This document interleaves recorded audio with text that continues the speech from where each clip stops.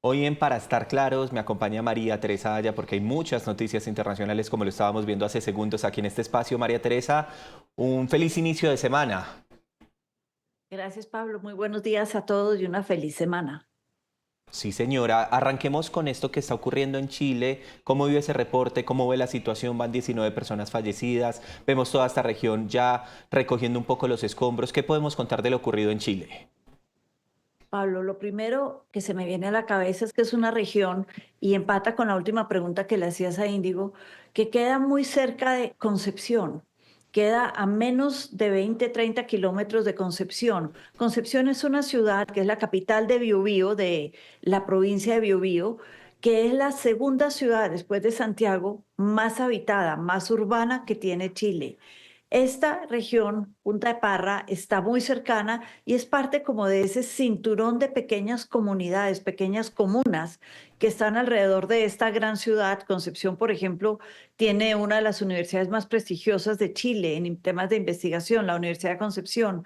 Y Punta de Parra, igual que varios otros sitios alrededor de Concepción, por donde pasó este incendio, quedó destruido al 80%. Es decir, estamos hablando de una población que el 80% ya no existe hoy. Para hablar de cifras, de tratar de visualizar un poco qué fue lo que pasó en un incendio, y esto es lo segundo que se me viene a la cabeza, tu pregunta de qué está al origen de esto, y es cierto, es el hombre, porque ayudado por las altas temperaturas del cambio climático, se espera que esta semana toda esta zona de Santiago a Concepción tenga temperaturas entre 38 y 40 grados centígrados. Eso es supremamente alto. Eso calienta, hay una sequía generalizada en el país que, sumada a este calentamiento, da las condiciones para que cualquier error humano, un cigarrillo mal apagado, una botella de vidrio, una botella de una conserva en vidrio, que el vidrio sirve como lupa frente al sol, pueden iniciar estos incendios que, como hemos visto, acaban y son devastadores. Claro. Eso que usted me está explicando es muy importante cuando me dice que el 80% de la población, digamos, presenta destrucciones del área cercana a Concepción, ¿verdad? Exacto, el área cercana a esta gran ciudad del sur, que es como la capital del sur de Chile, que es Concepción. Que además usted conoce muy bien Chile, ¿no? Usted es ciudadana chilena, María Teresa. Tengo familia, mi mamá era chilena y Ujú. conozco muy bien Chile, y he estado en Concepción, una zona muy bonita, cerca de la playa, pero también llena de bosques. El sur de Chile es una región supremamente verde en el sentido de los bosques, y ahí es donde vienen los riesgos con las altas temperaturas, y si uno no pone mucha atención a los residuos o a lo que está haciendo cuando sale de picnic o a caminar. Si uno habla del 80% de la destrucción, también quisiera preguntarle algo y es la atención inmediata que puede hacer Chile. ¿Cómo están ellos en materia de atención para poder ayudar a estas familias? No sé si le llamó la atención a usted la frase de las familias recogiendo estas ayudas para los afectados. Tristemente, Pablo, están acostumbrados, y repito, es triste estar acostumbrados a que llega enero, llega febrero, el meses de verano, y empiezan estos incendios que se han vuelto de alguna manera recurrentes cada año, tal vez cada 2 años más grandes que el anterior, pero que han sido algo que desde hace unos 10, 15 años se vive de manera paulatina. Recordemos hace un par de años los incendios en Valparaíso, zona cercana a Viña del Mar, sobre la playa, donde murieron más de 130 personas.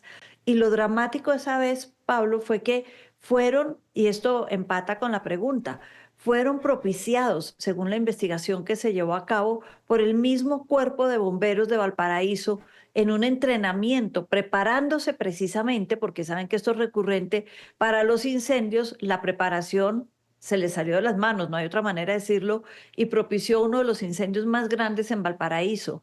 Entonces, sí están preparados, sí hacen ejercicios de manera recurrente, pero cada vez, cada año, son más y más grandes los incendios y exigen más de ese cuerpo de bomberos y de la población chilena. María Teresa, una última, mientras seguimos viendo la señal en vivo a esta hora, 9 de la mañana, 20 minutos, la señal es absolutamente en vivo desde allí, desde la región afectada, declararon catástrofe, ¿no? Zona de catástrofe. El presidente Boric ya viajó al sur de Chile y declaró la zona una catástrofe humanitaria, es decir, una zona que tiene que estar recibiendo toda clase de ayudas. Por eso los centros de acopio de los que hablaba Índigo, normalmente las poblaciones del norte de Santiago se movilizan rápidamente y se manda toda clase de ayuda. Lo más importante, agua, algo comestibles, pero tener agua en estos momentos. Muy bien, María Teresa, el mundo amanece con otra tragedia. Le voy a cambiar de tema y nos vamos a ir para el continente europeo. Vamos a hablar justamente de lo ocurrido en España. Son 39 las personas fallecidas. Hablamos de estos trenes rápidos que usted conoce. Al parecer se habla del descarrilamiento, justamente hay 39 personas fallecidas y en este momento, María Teresa, continúa la labor de rescate. ¿Por qué? Porque las bajas temperaturas, en contraste con lo que está pasando en Chile, pues están dificultando justamente esa labor de rescate. Otra tragedia, María Teresa. Otra más que además se dio en horas de la noche. Recordemos que en invierno, ya que estamos hablando de temperaturas, los días son muy cortos y las noches son muy largas. Entonces hay mucho más oscuridad que horas de día para poder efectuar estos rescates. De un accidente que todavía no se sabe, Pablo, cómo se dio entre dos trenes de muy alta velocidad, además en una recta. Aparentemente el tren que venía del sur, el tren Irio, se descarriló, hubo un error en la vía, algo no se sabe muy bien, y no se descarriló el tren por completo, se descarrilaron los últimos tres vagones que se saltaron a la otra línea y en menos de 20 segundos, dicen que no hubo más de 20 segundos de reacción, el otro conductor no alcanzó realmente a frenar, venía a cerca de 190 kilómetros por hora y no alcanzó a frenar y se estrelló contra estos tres vagones descarrilados y fue el caos, muy triste, Pablo, lo que estamos viendo. Son trenes, ya que usted habla de velocidad, que alcanzan hasta los 300 kilómetros por hora. Son trenes que van y que justamente pasan de país a país. Son muy comunes allí en Europa. Hablemos un poquito de este sistema de transporte para que la gente pueda entender un poco más sobre lo ocurrido. Desde finales del siglo XIX, Pablo, los trenes se han convertido en el método de transporte más común y más utilizado en todo lo que es Europa, las líneas ferroviarias. Y desde la entrada de los trenes de alta velocidad en los años 80, cada vez son más rápidos y con más computadores, sistemas de inteligencia que también ayudan, pero cuando fallan pueden ser un problema. No sabemos qué pasa ahorita, pero son trenes que comunican dentro de España al país. Estos trenes, por ejemplo, van de la zona de Andalucía, ahí está Córdoba, Sevilla, Granada, y gastan aproximadamente 3 horas en llegar a Madrid. Hay trenes rápidos entre Madrid y Barcelona, otras 3 horas.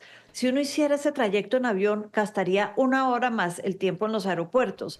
En carretera es un poco más largo, pueden llegar a ser 6, 7 horas, además de los peajes. Entonces la gente ha empezado a utilizarlos además como un transporte rápido de fin de semana.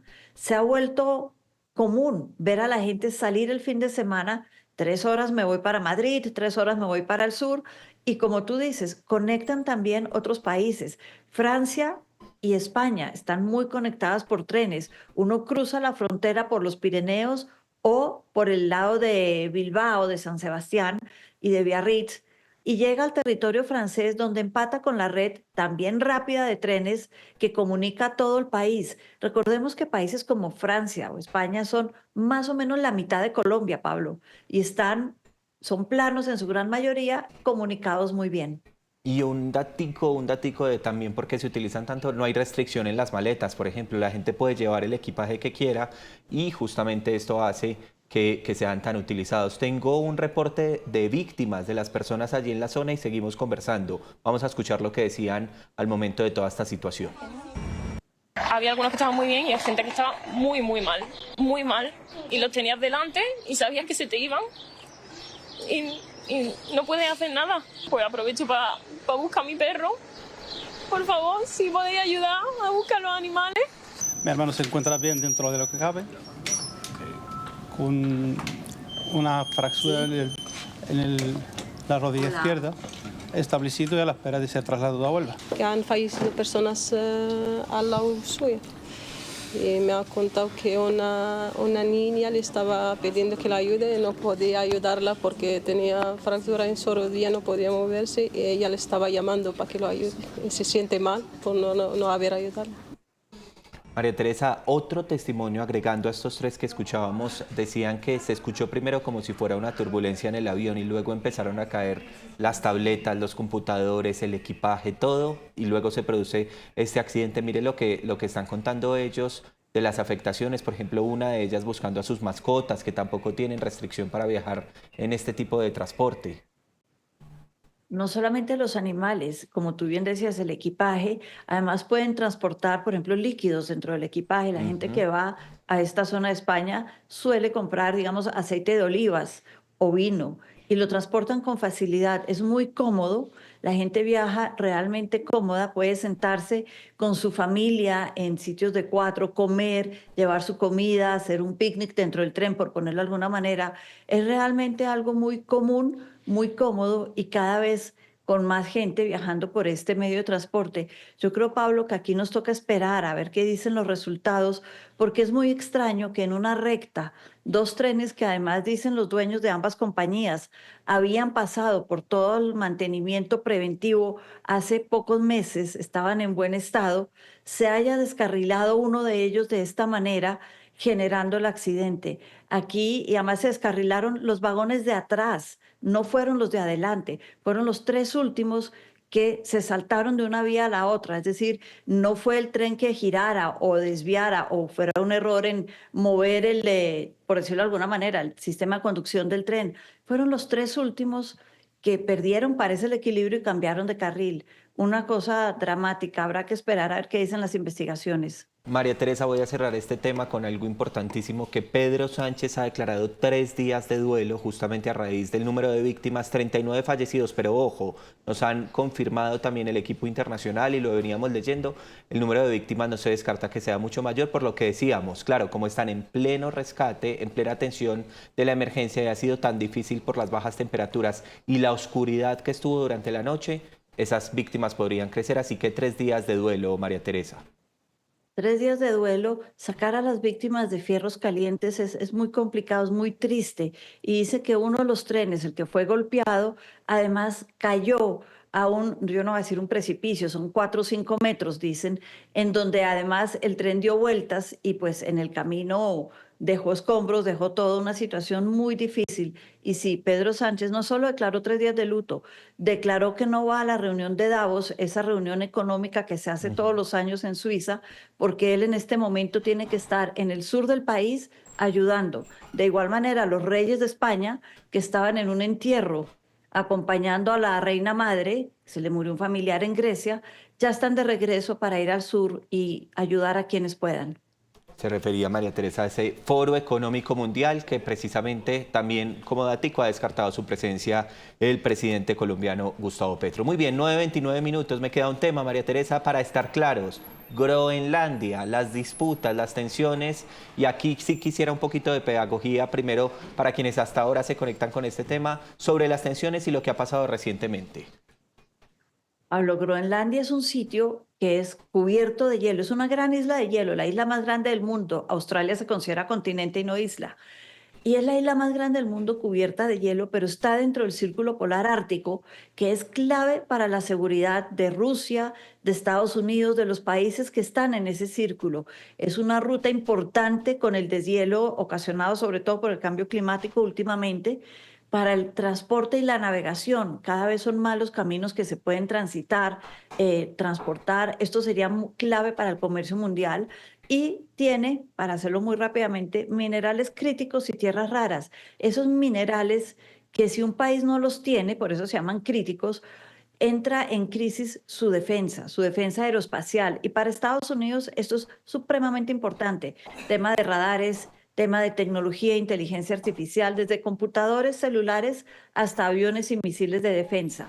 Por eso lo quiere el presidente Trump y desde su primer mandato, siguiendo a varios presidentes anteriores a él, ha dicho que esto tiene que sí o sí ser de Estados Unidos. La diferencia ahora es que Trump ha dicho que esto tiene que ser de Estados Unidos por las buenas o por las malas. Y cuando dice malas, Pablo, está hablando de un país que ha sido aliado incondicional de Estados Unidos, que ya le dio en los años 50 territorio para hasta 3 bases nucleares o bases militares, que pueden estar mirando lo que pasaba en su momento en la Unión Soviética y ahora en Rusia, que ha dicho que está dispuesto a firmar todos los contratos para los minerales críticos que quiera Estados Unidos. Y a pesar de eso, Trump ha dicho 2 cosas, Pablo, rápidamente. Una, que él no quiere pasar por intermediarios, que él quiere administrar él esos temas y por eso Groenlandia tiene que ser de Estados Unidos. Y 2, hablando con Noruega, un país muy cercano a Dinamarca y a este Polo Norte, ha dicho, como ustedes no me dieron el premio Nobel, pues yo ya no tengo por qué pensar en paz en el mundo. Eso es una declaración preocupante frente a lo que ha dicho con este país, con este territorio que es de un aliado y un amigo. Con el rechazo de mandatarios fundamentales en el mundo frente a lo que está haciendo en Groenlandia, Donald Trump. Totalmente, y no solamente del mundo, con el rechazo de sus amigos. Es que hemos visto a lo largo de este primer año de Trump un alejamiento de sus amigos, de sus aliados tradicionales. Uno se imaginaba que iba a haber rifirrafes con Putin en Rusia, con Xi Jinping en China, pero con sus amigos y aliados de 80 años ha sido una sorpresa que tiene a muchos muy desconcertados, empezando por los europeos. Un ejemplo de esos amigos, María Teresa. Por ejemplo, Ucrania le quitó la ayuda, no ha sido tan clave como fue el presidente Biden. O Dinamarca. Dinamarca, el territorio de Groenlandia está adscrito al reino de Dinamarca.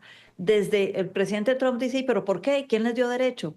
Pues eso viene desde hace siglos. Desde el siglo X está adscrito al reino de Noruega y Dinamarca, que cuando se separan los dos en 1814 y se dividen el territorio, le tocó a Dinamarca. Es decir, acá hay una larga historia y países como Noruega y Dinamarca han sido aliados claves incondicionales de Estados Unidos a través de la OTAN, ese organismo de defensa mutua en donde si hay un ataque a uno se considera un ataque a todos y todos responden, pues han sido amigos y ahora están siendo divididos y resquebrajados por estas declaraciones.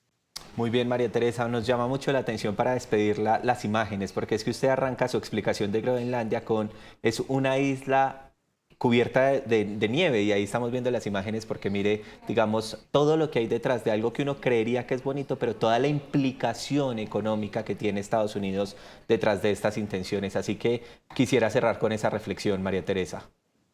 Es una isla cubierta de nieve por estar en el círculo polar.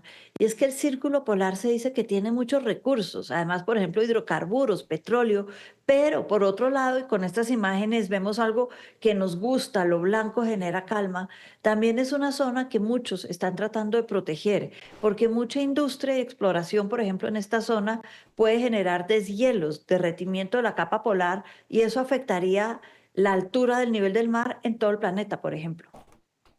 María Teresa, gracias, un abrazo, feliz semana, gracias por estos minutos para Feliz estar semana, claros. Pablo, gracias.